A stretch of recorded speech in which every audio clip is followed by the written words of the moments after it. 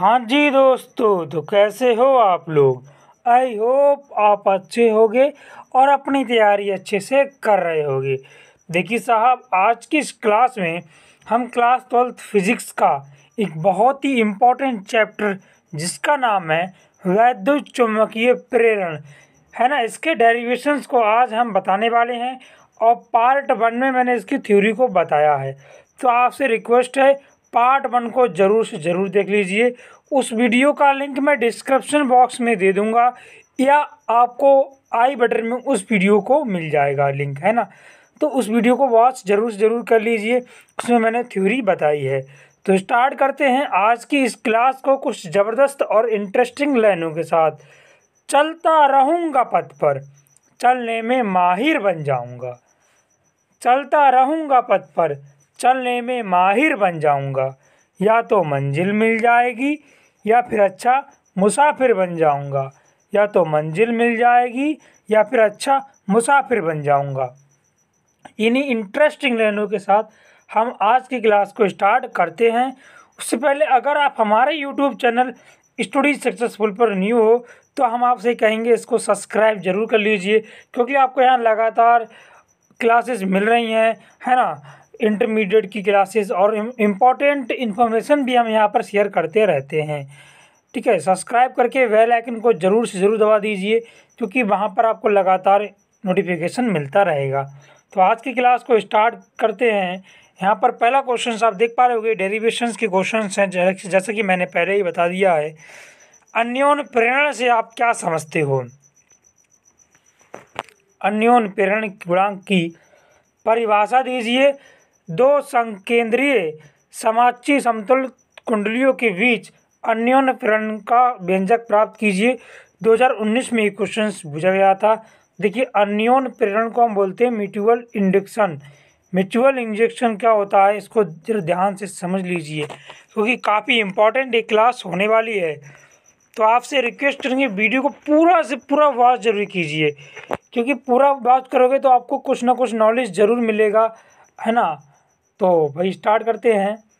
देखिए, परस्पर समीप रखी दो कुंडलियों में जब किसी एक कुंडली में धारा प्रवाहित करते हैं तो दूसरी कुंडली में विद्युत वाहक बल उत्पन्न हो जाता है, और उसी विद्युत वाहक बल को उत्पन्न होने की घटना को हम अन्योन्य प्रेरण कहते हैं।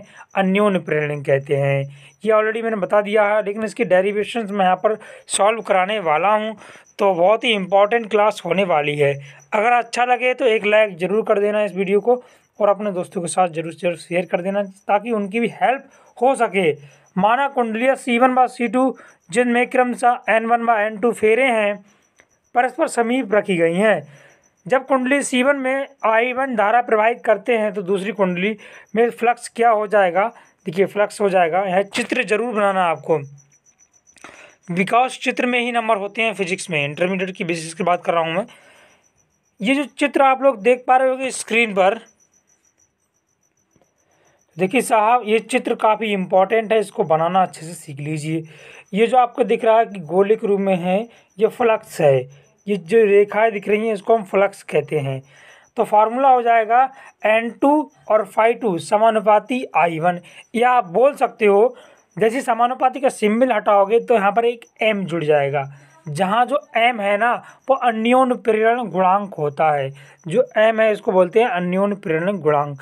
तो इस प्रकार से फार्मूला निकल के आ जाएगा M बराबर N2 और φ2 बटे I1। ठीक है, इसका मात्रक हो जाएगा वेबर प्रति एम्पियर। ये भी इंपॉर्टेंट है, डेरिवेशन आप देख सकते हो स्क्रीन पर।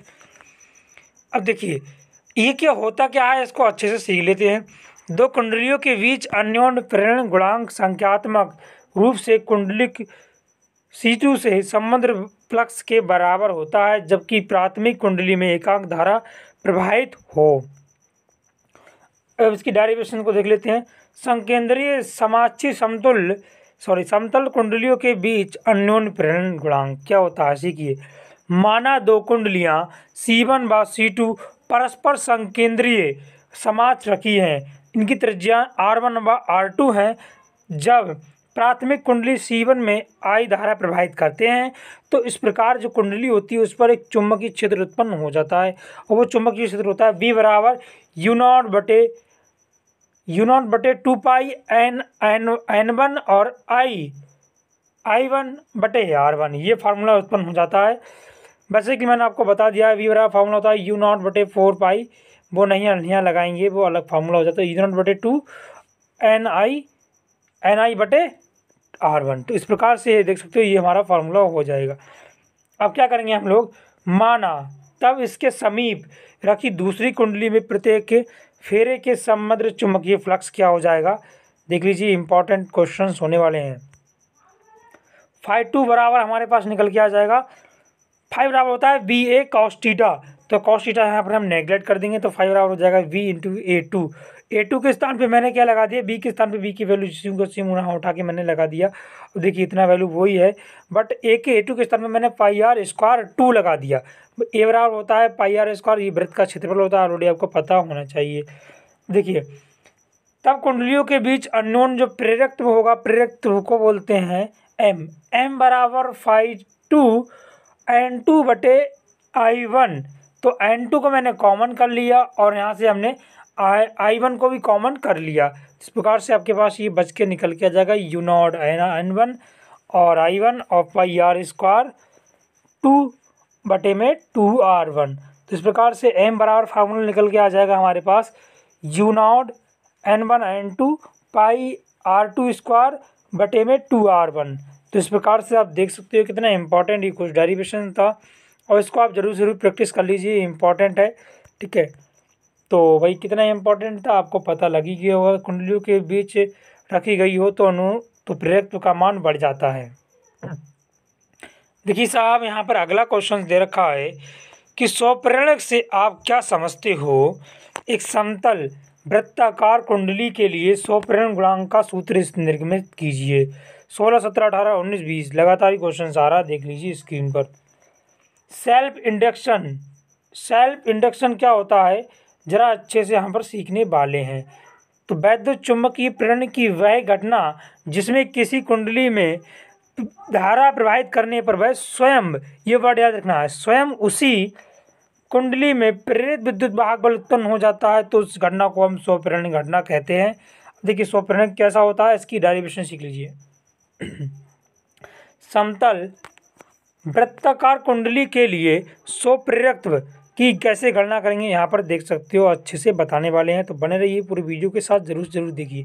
माना R त्रिज्या तथा N फेरों की एक कुंडली समतल वृत्ताकार में I एम्पियर की वैद्युत धारा प्रवाहित हो रही है, अतः कुंडली में केंद्र पर जो चुंबकीय क्षेत्र क्या हो जाएगा, केंद्र की बात करें तो भाई 2r जरूर, बटे में क्या 2r लगाओगे। B बराबर होता है u0/2r ni, सॉरी B बराबर फार्मूला होता है u0 ni/2r। तो ये फार्मूला आपको याद करने पड़ेंगे, तभी आपको डेरिवेशन आएंगी समझ में। तो देखिए साहब, कुंडली के प्रत्येक फेरे से संबंध चुंबकीय फ्लक्स की अगर बात करें तो फाइव बराबर होता है VA।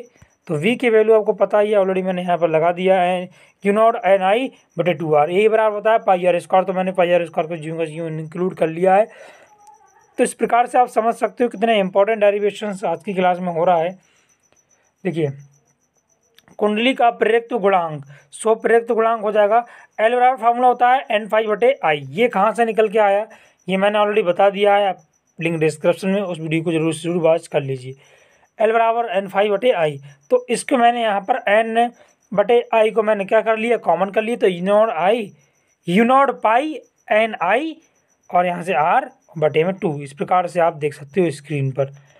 तो समतल कुंडली का जो स्वप्रेरकत्व होगा वो क्या हो जाएगा, L = u0 पाई n²r/2। ये इसका इम्पॉर्टेंट फार्मूला हमारे पास निकल के आया। और इस बेस पे न्यूमेरिकल आते हैं, तो आपसे कहेंगे सब्सक्राइब जरूर कर लीजिए, क्योंकि अगला पार्ट मैं इसके न्यूमेरिकल का लेकर आने वाला हूँ। इसमें इसी बेस पर मैं न्यूमेरिकल कराने वाला हूँ, ठीक है ना। स्वप्रेरकत्व का मान बढ़ाने के लिए फेरों की संख्या अधिक लेनी चाहिए, क्योंकि ऐसा क्यों होना चाहिए, यदि कुंडली के अंदर लौह चुंबकीय पदार्थ रखे जाएं तो L का मान बढ़ जाएगा, ये इसकी कंडीशंस होती है।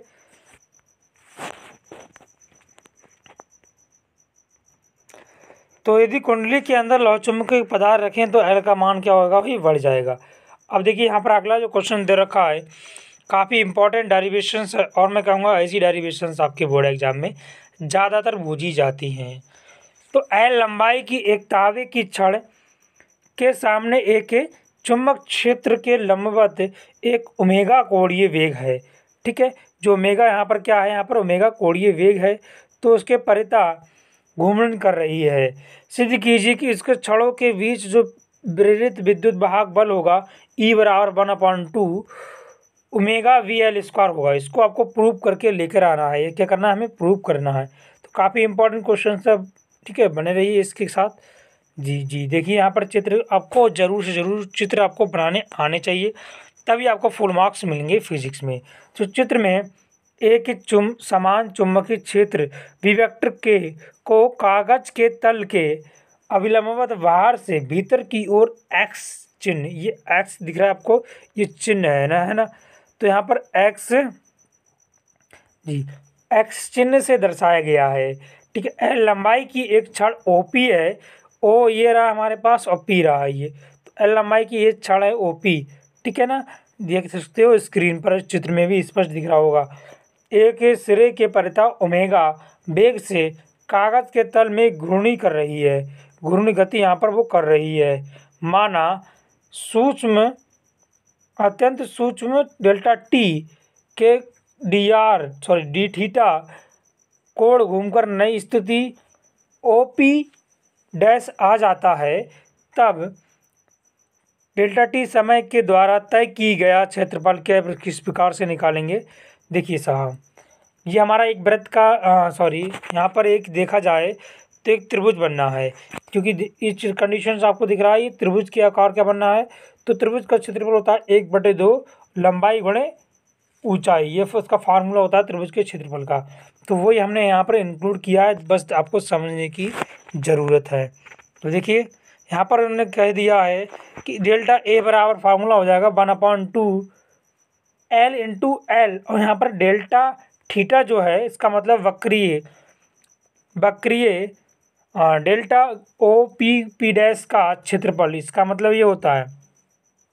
तो ये हो जाएगा 1/2 L क्या हो जाएगा, यहाँ पर L² हो जाएगा, जैसे कि आपको पता ही है। तो हमारी L² हो गया, L² और डेल्टा थीटा, ये डेल्टा थीटा आपको समझ में आ रहा है। डेल्टा थीटा मतलब उसमें जो भी परिवर्तन हो रहा है उसके कोण में, है ना, वो आपको यहाँ पर लिखना है। तो इस प्रकार से देख लीजिए, T समय के समृद्ध चुंबकीय फ्लक्स में जो परिवर्तन होगा, तो 5 बराबर होता है V into A delta A, मतलब V को मैंने बाहर ले लिया, E बराबर मैंने 1/2 L² इंटू डेल्टा 5 लगा दिया। जो A की वैल्यू मैंने समीकरण 1 उसको मान लेना, वो समीकरण 1 रही, वो मैंने यहाँ पर पुट कर दी, तो 1/2 L² इंटू डेल्टा थीटा, ये हमारा समीकरण 1 से मैंने पुट कर दिया। और चुंबकीय फ्लक्स में परिवर्तन की दर d∅/dt, डेल्टा 5/dt, ऐसे इसको डेल्टा नहीं लिखो तो इंटर में हो तो d∅/dt भी आप लिख सकते हो, क्योंकि इंटरमीडिएट में ये ज़्यादा बेस्ट रहता है। ठीक है ना जी, तो यहाँ पर हो जाएगा 1/2 और BL² ओमेगा, तो BL² ओमेगा हो जाएगा, क्योंकि डेल्टा से डेल्टा कट गया ना। तो इस प्रकार से मैंने यहाँ पर ये प्रूव कर दिया। अब आगे बढ़ते हैं, आगे क्या है, जहाँ पर जो आप देख रहे हो डेल्टा थीटा/डेल्टा टी छड़ का कोणीय वेग है, तो इसको कोणीय वेग कहते हैं। इस प्रकार से देख लीजिए, यहाँ पर बहुत ही इंटरेस्टिंग क्लास होने वाली है। छड़ के सिरों पर प्रेरित विद्युत वाहक बल E बराबर डेल्टा 5/डेल्टा टी, तो इसको मैं बोल सकता हूँ E = 1/2 VL² ओमेगा। तो इस प्रकार से हमने ये कंडीशन को प्रूव कर दिया, और ये इंपॉर्टेंट क्वेश्चन है, आज की क्लास का सबसे इम्पोर्टेंट क्वेश्चन है। ठीक है, 100% इसके चांस है इस बार ये आए यूपी बोर्ड एग्जामिनेशंस में। ठीक है ना, अब आगे देखते हैं साहब, अगला जो क्वेश्चन लिया गया है परिनालिका से क्वेश्चन आया है। धारावाही लंबी परिनालिका के स्वप्रकृति का यहाँ पर सूत्र प्रूव करने के लिए बोला है, और इसका ये दो टाइप से ये क्वेश्चन पूछा जाता है, आप देख सकते हो स्क्रीन पर। ठीक है ना, अब बढ़ते हैं आगे, इसको सॉल्व कराते हैं कुछ इंटरेस्टिंग लाइनों के साथ। देखिए, माना एक लंबी वायु क्रोड परिनालिका की लंबाई L तथा परिच्छेद क्षेत्रफल A और परिनालिका के फेरों की संख्या कुल N दे रखी हो, तो उसमें प्रेरित धारा आई दे रखी हो, तो हम क्या करेंगे, आपको सभी पता है फार्मूला सभी लोगों के लिए। परिनालिका के विद्युत चुम्बकीय क्षेत्र का फार्मूला क्या होता है, V = U नॉट एन आई बटे एल, ये इसका फार्मूला होता है। इसको ऑलरेडी मैंने क्लास में बताया है। तो V = U नॉट एन आई बटे एल। देखिए जहाँ U नॉट क्या है, निर्वात की चुंबकशीलता, ये ऑलरेडी आपको पता ही होगा, ठीक है। कुंडली के प्रत्येक फेरे में समृद्ध फ्लक्स की बात करें तो फाई बराबर होता है V × A। तो V की वैल्यू ऑलरेडी मैंने U नॉट एन आई बटे एल, तो ये तो मैंने ऐसे इंक्लूड किया हुआ है, ठीक है ना। अब देखिए हम क्या करने वाले हैं, अतः परिनालिका के सभी फेरों के वन चुंबकीय फ्लक्स फाई बराबर होता है चुंबकीय फ्लक्स। तो यहाँ पर आप देखिए साहब, बहुत ही इंटरेस्टिंग क्लास है। तो मैंने एन को यहाँ इंक्लूड किया है, कैसे, क्योंकि फेरों की संख्या एन है तो एन फाई। देखिए एन ऐसे ही रहेगा, फाई के स्थान पे ये वाली वैल्यू आप यहाँ पर पुट कर दोगे। जैसे ये वाली वैल्यू यहाँ पर पुट करोगे तो U नॉट एन आई ए बटे एल, तो ये वाला एन और ये वाला एन क्या हो जाएगा, एन स्क्वायर। तो U नॉट एन स्क्वायर आई ए बटे एल, तो ये हमारा फार्मूला निकल के आ गया। अभी हम इसको आगे सॉल्व करके बता देते हैं क्या क्या यहाँ पर चेंजेस होने वाले हैं। परंतु परिनालिका के सभी फेरों के बद्ध चुंबकीय फ्लक्स फाई बराबर होता है एन फाई = एल आई। मैंने आपको फार्मूला बताया था, ये क्लास में मैंने बताया है, एन फाई बराबर फार्मूला होता है एल आई। तो इस प्रकार से एल बराबर क्या हो जाएगा भाई, आप समझ सकते हो, एल बराबर निकल के आ जाएगा, एन फाई ऑलरेडी है, यहाँ पर आप क्या करोगे, आई को यहाँ बटे में भेज दोगे, तो एल बराबर एन फाई बटे आई, तो समझ में आ गया, ठीक है। देखिए साहब, और ऑलरेडी मैंने बताया आपके लिए कि एल बराबर हमारे पास क्वेश्चन आया था निकल के U nought N square A बटे एल, तो ये भी आया था, वो भी हमारा एल था, ये भी एल था, दोनों कंडीशन में एल था। अब देखिए हम क्या करेंगे, यदि परिनालिका को U नॉट चुंबकशीलता के पदार्थ की क्रोड पर लपेट कर बनाया गया हो तब के कंडीशन आ जाएगी, तो हमारा जो स्वप्रेरक गुणांक हो जाएगा L = U nought N square A बटे एल, तो ये हमारा इसका फार्मूला यूज हो जाएगा। अब यहाँ पर एक चीज़ और देख लीजिए कि जहाँ U नॉट = U नॉट और U नॉट आर, जहाँ U नॉट परिनालिका की क्रोड के पदार्थ की सापेक्ष चुंबकशीलता है, ठीक है। काफ़ी इम्पोर्टेंट डेरिवेशंस था, ठीक है। तो वही आगे बढ़ते हैं, आगे हमारे पास है लेंज का नियम और कुछ इम्पोर्टेंट क्वेश्चंस यहाँ पर और दे रखे हैं, तो बने रहिए इस क्लास के साथ, काफ़ी इम्पोर्टेंट होने वाला है, ठीक है ना। अगला यहाँ पर जो क्वेश्चंस दे रखा है माय डियर स्टूडेंट, ये लेंज के नियम से आधारित है। तो लेंज का नियम क्या होता है हम इसी क्लास में बताने वाले हैं। तो लेंज का नियम बताइए, क्या ये ऊर्जा संरक्षण के सिद्धांत पर उल्लंघन करता है, इसको स्पष्ट कीजिए। कितने टाइप से क्वेश्चंस पूछा गया है, देख लीजिए भाई, मतलब क्वेश्चंस का टाइप वही है, मतलब उसको कई तरीके से पूछा गया है, तो यहाँ पर समझ लीजिए अच्छे से। तो लेंज का नियम क्या होता है, विद्युत चित्र के माध्यम से समझाने वाले हैं। किसी परिपथ में प्रेरित विद्युत वाहक बल अथवा प्रेरित धारा की दिशा सदैव ऐसी होती है कि वह उस कारण विरोध करती है, मतलब उस कारण का क्या करे, विरोध करे, जिससे कोई वस्तु उत्पन्न हुई हो बस हम उसी का विरोध करती है, तो हम उसे लेंज का नियम कहते हैं। लेंज नामक साइंटिस्ट ने ये नियम दिया था। अब इसको चित्र के माध्यम से आप लोग सीख लीजिए, क्योंकि भाई चित्र से ही हम अपने दैनिक जीवन में उसको यूज कर पाएंगे। देखिए ये कोई कुंडली हमारा एन दे रखा है, ये भी कुंडली एन दे रखा है, ये भी कुंडली एस दे रखा है, ये भी कुंडली एस दे रखा है, तो इसको 1 मानोगे, इसको 2 मानोगे, इसको 3 मानोगे, इसको मानोगे 4। 4 चित्र आपके ज्यों के त्यों ही चित्र बनाने हैं, तभी आपको फुल मार्क्स मिलने वाले हैं।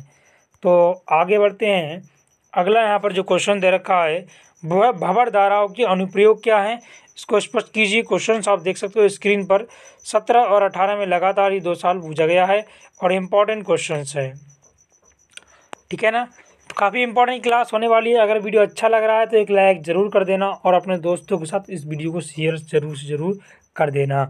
अगर पहली बार आए चैनल को सब्सक्राइब ज़रूर कर लेना। दोलन रुद्र धारामापी, चल कुंडली धारामापी को यहाँ पर देखो क्या क्या इसके उपयोग हैं। तो भंवर धाराओं के क्या क्या उपयोग हैं वो यहाँ पर हम बताने वाले हैं और ये काफ़ी इंपॉर्टेंट क्वेश्चन है, बने रहिए, भी और ज़्यादा इंपॉर्टेंट क्वेश्चन होने वाले हैं। भंवर धाराएं क्या होती हैं, इसका अनुप्रयोग देखिए 17-18 में लगातार ये क्वेश्चन आया हुआ है। तो दोलन रुद्र धारामापी, चल कुंडली धारामापी को दोलन रुद्र बनाने के लिए बबर धाराओं में उपयोग किया जाता है। इसके लिए धारामापी की कुंडली तारों के विद्युत तारों को एल्युमिनियम के फ्रेम में लपेटकर बनाई जाती हैं। जब कुंडली विक्षेपित होती है तो उसमें समृद्ध फ्लक्स में परिवर्तन हो जाता है, जिससे फ्रेम बबर धारा उत्पन्न हो जाती हैं। तो कुंडली क्या करती है, उस कंडीशन में जाकर इसका विरोध स्टार्ट कर देती है। ठीक है ना जी, कहाँ थे हम लोग, उत्पन्न हो जाती है। तो कुंडली गति का विरोध करती है, अतः कुंडली शीघ्र ही शून्य पर लौट आती है। अगला यहाँ पर उपयोग होता है बबर धारा का। प्रेरण भट्टी में बबर धारा का यूज होता है। कैसे होता है वो हम बताने वाले हैं। प्रेरण भट्टी में पिघलाने जाने वाली धातु को एक तेजी से परिवर्तित करने वाले चुंबकीय क्षेत्र में रखा जाता है, जिससे उच्च आवृत्ति प्रत्यावर्ती धारा से प्राप्त की जाती है। इससे धातु में प्रबल धारा उत्पन्न हो जाती है, जिसकी ऊष्मा लाल तप्त होकर पिघल जाती है। तो ये प्रक्रिया खनन से धातु निकालने में प्रयुक्त की जाती है और काफ़ी यूजफुल ये प्रक्रिया होती है। अगला यहाँ पर है प्रेरण मोटर। प्रेरण मोटर में इसका किस प्रकार से यूज होता है, जब एक धात्विक बेलन किसी घूमते, ये बात कर रहे हैं हम भवर धाराओं की, आपको पता ही होगा, किसी घूमते हुए चुंबकीय क्षेत्र में रखा जाता है तो बेलन में भवर धारा उत्पन्न हो जाती है। ये धाराएं लेंज के नियम अनुसार बेलन के चुंबकीय क्षेत्र के बीच आपेक्षिक गति को घटाने का प्रयास करती हैं, तथा बेलन चुंबकीय क्षेत्र की दिशा में घूमने लगता है, जिससे प्रेरण मोटर का सिद्धांत यही कहलाता है। ठीक है, तो काफ़ी इसका यूज़ होता है बबर धाराओं का। अगला यहाँ पर है ब्रेक, वैद्युत ब्रेक। इसका जो वैद्युत ब्रेक के रूप में भी इसका यूज होता है भवर धाराओं का, है ना। विद्युत रेलगाड़ी के पहियों में धुरी के साथ एक ड्रम लगा रहता है, और जो ड्रम होता है ब्रेक लगाने का कार्य करता है। तो वह रेलगाड़ी के ब्रेक लगाने में किसका उपयोग किया जाता है, ये क्वेश्चन आ सकता है, ऑब्जेक्टिव में इम्पॉर्टेंट है, तो उसमें आप लगा सकते हो भवर धाराओं का यूज किया जाता है। ठीक है साहब, तो आज की क्लास में बस इतना ही, है ना। मिलते हैं कल किसी नेक्स्ट क्लास के साथ, है ना। तो कैसा लगा आज का क्लास, कमेंट बॉक्स में ज़रूर से ज़रूर बता देना। और ऐसे ही इंटरेस्टिंग और एजुकेशन से रिलेटेड वीडियोस को देखने के लिए आप हमारे यूट्यूब चैनल स्टडी सक्सेसफुल को सब्सक्राइब जरूर कर लेना साहब। अगर आप लोग चाहते हो कि इस क्वेश्चन का मुझे PDF मिले तो उसका मैं लिंक डिस्क्रिप्शन बॉक्स में दे दूँगा, आप इस PDF को फ्री में डाउनलोड कर सकते हो, बिल्कुल फ्री में, है ना। ठीक है, thanks for watching my video my dear student and my dear friend.